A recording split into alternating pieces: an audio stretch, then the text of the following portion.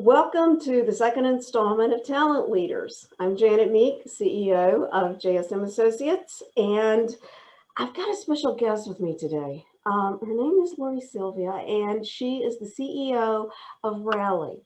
And I ran across Lori and her organization about a year ago, and I've learned so much from them in the realm of talent. We're talking about talent acquisition, talking about talent marketing, as well as employer branding and different techniques, knowledge bases, and just expanding the realm within how we market ourselves to our talent. So, Lori, tell us a little bit about yourself. Well, thank you so much, Janet, for having me here. I'm really excited to be talking with you today about recruitment marketing and sharing some of, what we do at Rally and what's important for small business owners in the world of recruiting. So I am the founder and CEO of Rally, and we run an online community for talent acquisition and HR professionals to teach them all of these new strategies around recruitment marketing and employer branding and talent attraction. And I founded this about 3 years ago, and we have about 26,000 practitioners in our community, including really smart people like Janet. So, that's our focus. I think when someone asks me, what do you do? I say, I teach marketing to recruiters. Wow.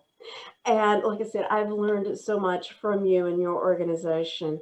So let's really kind of start with the basics. When we talk about recruitment marketing and employer branding, what are we really talking about? What are the basics? Let's talk about the definitions. Yeah, that's a great place to start. I think maybe before we talk about marketing and branding in the context of recruiting, let's just familiarize ourselves with what we already know about marketing and branding, and sort of start there, because every CEO, every head of HR, every head of a business unit that's trying to hire talent understands the importance of their brand when it comes to selling their product or service. And they probably have somebody responsible for marketing those products and services to generate new customers and generate revenue. Well, those same practices and principles now apply to the process of attracting and recruiting talent into your company. So what it means for employer branding is the definition of a brand is like a promise, right? It's what your company represents, the values, the mission, what your customers can expect to receive when they purchase your product and service. And the same is now true in employer branding. It's what your candidates and employees can expect from working at your company. And then the process of marketing your company as an employer is called recruitment marketing. And it uses many of the same strategies that your B2B and B2C counterparts use. But now we're doing this in the context of recruiting. So we're using strategies like digital marketing and content marketing and social media in order to sort of meet candidates where they are, make them aware of us as an employer, help them to understand all of the great things and opportunities that we provide as an employer, and try to, influence them to want to apply for our jobs and then ultimately accept an offer if we provide that. So it has a complete parallel to B2B and B2C marketing and branding. But now we're applying this to the context of recruiting. And if I can just explain sort of how this, Janet, how this started, is that, we used to, when we were recruiting candidates and someone needed to apply, I mean, we can go back to, the old methods of applying for a job, right? You might look in a newspaper, you might fax your resume, you might mail your resume, and then everything shifted to online. And when everything shifted to online, it also shifted candidate behavior online to how they look for jobs. So when someone's looking for a nursing job, they might go into Google and type in nursing jobs near me or IT jobs near me. And then they might see a list of, job openings that are near them for those roles. If they come across a job that's of interest to them, the next thing a candidate might do is go visit that company's website and navigate over to the careers page or the jobs page. And they want to read more about this company. Who is this company? What does this company represent? What do they stand for? What is the culture like? The next stop might be to go look at their social media channels. They want to see, what is the company talking about? Are there pictures of employees? Are the employees sharing great stories about what it's like to work there? Because culture is totally important for recruitment marketing, employer branding. And maybe they also might go visit your Glassdoor page and look at your employer reviews and see what your current employees and former employees say about their experience working at your organization. So that is the typical candidate journey today of what someone does in order to look for jobs and consider an employer before or after applying for a job. And all of that now means that a company needs to have a great careers website. They need to understand how to make their jobs found through search engines when candidates are searching. They need to manage their reputation through online review sites. They need to have a great social media presence. And this wasn't something that employers really needed to think about 10 years ago. But this is the reality of recruiting today. And this is why we now have these strategies that are influencing how we do talent acquisition. Wow. And you're spot on, and exactly. But if I'm a small business owner, that sounds like a lot. And if I'm really focused on generating the revenue and I'm limited in my talent, what are some of the most important things that I can do as a business owner, as a one-person HR organization? What are some of the main things that I can do to really build some of that employer branding and get some of that marketing out there? So it sounds like a lot until we can kind of break it down, because a lot of this is what your company is already doing. It's just thinking about it now through the lens of recruiting. Mm-hmm. So you're already building a reputation for your business. You're already trying to build a brand for your company. You're already marketing your products and services. But today, your focus might be doing all of those things in order to help you attract customers and generate revenue. If you can start to think about an additional audience, which is potential talent, your existing employees know people. A lot of new hires are going to come from referrals, but actually most won't. and they need to become aware of your company. They might not even know that your company exists. Maybe your company didn't exist 1 or 2 years ago, so you Mm-hmm. don't have very many employees to even tap into referrals. So you have to get your brand out in the market. So if you think about adding this new audience to everything that you do and asking yourself, okay, how would potential, nurses, how would potential IT people find our company? And what would they think about our company if they come across our company? Are they going to view us as a modern employer? Are they going to view us as a place that really cares about their employees? Are they going to see our amazing culture represented? If you just ask some of those questions and make sure that you're considering talent as an audience, then a lot of what I've talked about before is going to start to come naturally in the activities that you do. Right, right. So, what if I got a couple of employees that have left and they left a parting blow and left a couple of bad reviews on Glassdoor? How do I get rid of that? Well, you won't get rid of the ones that are there now, but you should respond to those, because, when you don't respond to negative reviews, it leaves the impression that you don't care about your company culture and the employee experience that you provide. So Glassdoor has some great resources that can help you with how to, carefully word a response to a negative employee review. But the next thing you should do is try to invite those your existing employees that hopefully are having a great experience to write reviews. And hopefully if your culture is great and your employee experience is great, then they're naturally going to write about a positive experience at your company.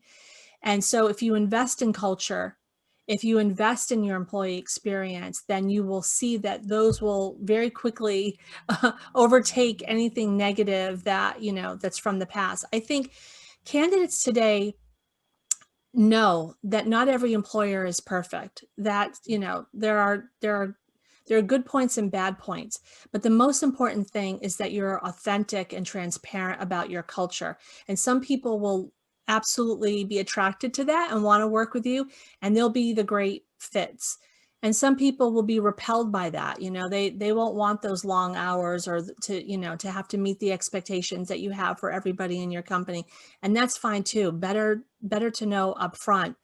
And this is where I know, Janet, you're doing a lot of work to help, your clients there in Nashville to understand how to position themselves as an employer, to how to represent that company culture and employee experience externally. And you're kind of at the forefront of this, which is great. I love the fact that you're bringing these strategies to your clients there. But this is the modern way of doing recruiting. So anyway, you can't overcome, you can't wipe out negative employee reviews, but you can overcome them by investing in having a great culture and experience. And then by creating a process where those stories can be shared externally. Exactly. Also, talk about a little bit about the implementing the branding into the employer branding into the recruitment process, because in my opinion, engagement starts with the first conversation that recruiter has with that candidate to really set the tone for who the company is and why they should be interested in that company. I think that's an important start of the hiring process, but I would suggest actually that the candidate experience starts before that. Mm-hmm. And many candidates are going to research your company before they accept a conversation with a recruiter. And this is why I think that an understanding about modern recruiting strategies and about the importance of employer brand is really important for CEOs and small business owners, as well as really everyone in the organization. Earlier this year, we did a poll of our community, and we asked them, how many of you, do your CEOs know what employer brand is?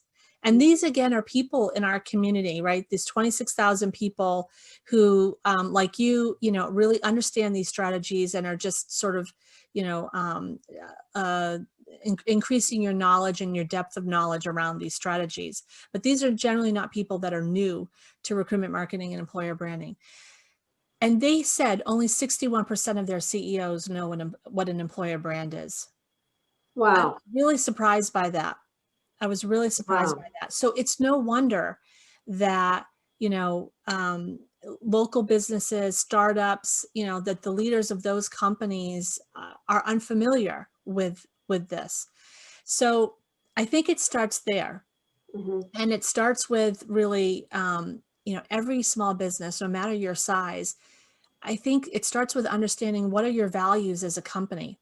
Mm-hmm. And if you can define those values, and the values will change over time, but really understanding your values as a company and what your company represents, and then being able to communicate that externally to potential candidates, and making sure that anybody who's touching candidates along the process, like recruiters, of course, but that everybody understands those messages and those key value points. And so a candidate is getting the same impression, and that impression is getting reinforced everywhere they go and everyone they talk to, from their interview with the CEO to their interview with the hiring manager to potentially interviews with the team members, as well as the information that you have out on your website, that you might be sharing on your social media channels, and of course in your job descriptions. So there is some work up front, I think, to really capture what those values are, and then just make sure that everyone is on the same page and that you're repeating those, not just verbally, but also, of course, through all of your communication channels. That's great. That is great. Um, and we've talked a lot about our topics from the small business owner perspective, but looking at it from a larger corporation and from a larger HR department, talk a little bit about Rally and Rally Forward and some of the educational opportunities that you're providing to our HR community. So absolutely. So we provide an online community that teaches marketing to recruiters, but not just recruiters. Actually, about 2/3 of the people in our community identify themselves as being part of talent acquisition, which means that about 1/3 identifies being part of HR.